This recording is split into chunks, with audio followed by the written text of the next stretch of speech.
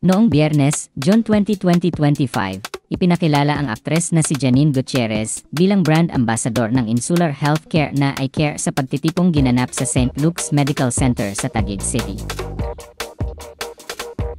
Nakapanayam siya ng entertainment press at doon ay nilinaw niya na hindi pa sila engaged ng kanyang jowang aktor na si Jericho Rosales.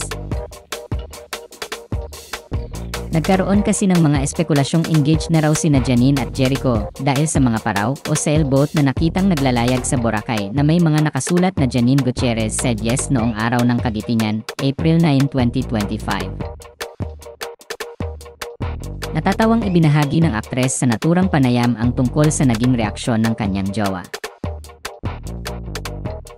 Sinabi ni Janine na wala umanong kamalay-malay si Jericho na napagbintangan na ito sa mga paraw sa Boracay.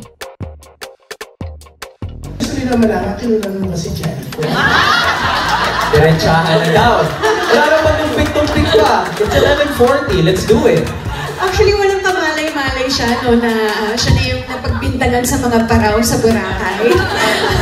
Pati siya nagulat na, okay to Pero I really love that campaign kasi talagang it's a reminder na before you say yes to anything else, say yes to health.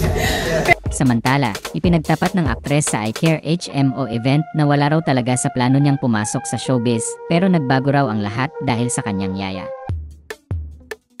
Kwento niya, noong bata pa siya ay ayaw niya talagang mag-artista dahil nahihiya raw siya at malayo iyon sa isip niya.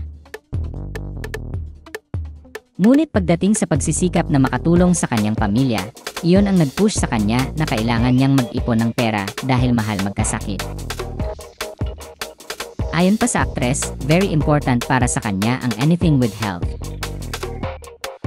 Kaya bilang panganay sa mga anak ni Ramon Christopher Gutierrez at Lotlot de Leon ay ikinuha niya ng health card ang mga nakababatang kapatid niya.